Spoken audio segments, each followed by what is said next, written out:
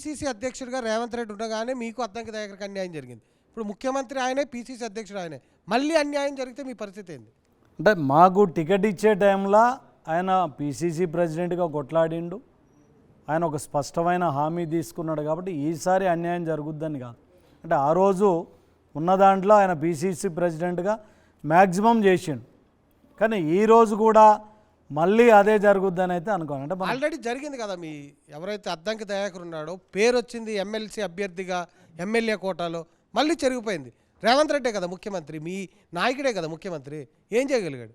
అంటే మరి ఆయనకి ఇంకేదో పెద్ద పదవి ఇస్తారని చెప్పి ఆపిన్లనే దాంట్లో ఉన్నారు కాబట్టి ఇది వాస్తవంగా ఇంకేమైనా పెద్దది ఇస్తుందా లేదా అనేది చిన్న గీత ఒక 2-3 నెలల్లో తెలుస్తుంది.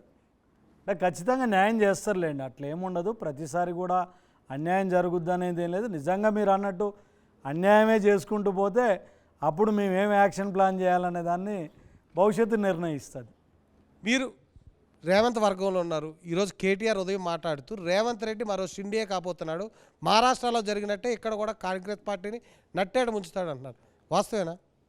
అంటే ఈరోజు కాంగ్రెస్ పార్టీలో రేవంత్ రెడ్డి గారు వచ్చిన తర్వాతనే ఈ పార్టీ పూర్వవైభవం వచ్చింది. రేవంత్ రెడ్డి గారికి షిండే కావాల్సిన అవసరం లేదు, ఇంకోటి కాదు. ఈరోజు ఏంటంటే కేటీఆర్ కూడా మతి భ్రమించినట్టుంది. ఏం మాట్లాడుతుండో అర్థం కావట్లేడు. అధికార హోదా పోయింది. అధికారంలో ఉన్నప్పుడు ఎన్ని లంగా పనులు చేసిండో అందరికీ తెలుసు. ఇలా అవన్నీ లేవు కాబట్టి మతి భ్రమించి ఈరోజు రేవంత్ రెడ్డి గారిని బట్టగాల్చి మీదేయాలని చెప్పి, అసలు అంటే ఏక్నాథ్ షిండే కావాల్సిన అవసరం ఏముంది?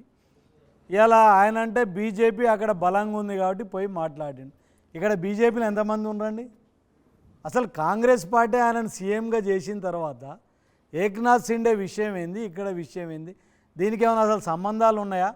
ఇలా పార్టీ కానీ కింద క్యాడర్ కానీ రాహుల్ గాంధీ కూడా ఇనానిమస్గా ఇలా చాలామంది సీనియర్లు అడిగినా కూడా లేదు రేవంత్ రెడ్డి గారు అని చెప్పి స్పష్టంగా ఎక్కడ ఏ ఇబ్బంది లేకుండా ఆయనను ముఖ్యమంత్రి చేసి కూసబెట్టిన తర్వాత ఆయన మళ్ళీ చీలి ఈయనని చేయాల్సిన అవసరం లేదు. ఈరోజు కేవలం ఏంటంటే వాళ్ళదంతా క్లోజ్ అయిపోయింది, వాళ్ళ కారు షెడ్కి వెళ్ళిపోయింది. ఇక అది రిపేర్ కూడా అయ్యే పరిస్థితి లేదు, ఇంజన్ డౌన్ అయింది. వాళ్ళు అదే అన్నారు, మేము షెడ్కి వెళ్ళలేదు, సర్వీసింగ్కి వచ్చాము రేపు అదే అన్నారు. మీరు ఎన్నికల ప్రచారంలో చూస్తే సౌత్ ఇండియాలో ఎక్కడ జరగని విధంగా కేసీఆర్ 3సారి ముఖ్యమంత్రి అవుతుండు, 95 నుంచి 105 సీట్లు వస్తాయని చెప్పాను. ఇలా ఏం జరిగిందో చూసిండ్రు. రేపు ఇంకొక 2 నెలలు 3 నెలలు అయిన తర్వాత నేను మళ్ళీ మీ స్టూడియోకి వస్తా. పార్లమెంట్ ఎన్నికలు జరిగినాక కూడా నిజంగా కారు రిపేర్కి పోయిందా లేదా, మేము రిపేర్కి పోయినామో కూడా తెలుస్తుంది. ఈరోజు మీరు గుర్తుపెట్టుకోండి, రేవంత్ రెడ్డి గారు ఈ రాష్ట్రంలో 10 నుంచి 15 సంవత్సరాలు ముఖ్యమంత్రిగా ఉండబోతుండు. ఏ తెలంగాణ కావాలని అమరవీరులు కానీ ఉద్యమకారులు కోరుకుందో ఆ తెలంగాణను కాంగ్రెస్ పార్టీ ద్వారా, సోనియా గాంధీ గారి ద్వారా, రేవంత్ రెడ్డి గారి ద్వారా సాధించబోతున్నాం. ఖచ్చితంగా ఈ రాష్ట్రంలో కాంగ్రెస్ పార్టీ ఉంటుంది, రేవంత్ రెడ్డి గారు ముఖ్యమంత్రిగా ఉంటాడు. వాళ్ళ భ్రమలు కూడా పక్క రాష్ట్రంలోనే ముఖ్యమంత్రి జగన్మోహన్ రెడ్డి కూడా అదే అన్నారు, మరో 30 సంవత్సరాలు జగన్మోహన్ రెడ్డి ముఖ్యమంత్రి. మరి మీ గురువు గారికి, పాత గురువుకి ఏమైనా గిఫ్ట్ ఇవ్వబోతున్నారా వచ్చే ఎన్నికల్లో? ఏ గురువు? చంద్రబాబు నాయుడుకి.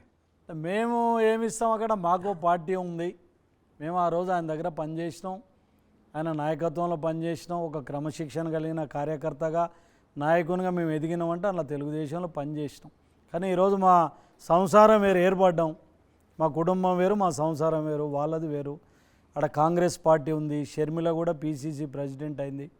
మాకు కూడా ఈరోజు ఆంధ్రాలో కొంత ఆశలు పెరిగినాయి కాబట్టి అలా ఖచ్చితంగా రేవంత్ రెడ్డి గారు కానీ మేము కానీ ఖచ్చితంగా అక్కడ కాంగ్రెస్ పార్టీకి కృషి చేస్తాం తప్ప చంద్రబాబు నాయుడు గారిని అంటికేసుకొని రావాల్సిన అవసరం లేదు. ఆయనకేదో చేయాల్సినంత అవసరం కూడా ఉండదు.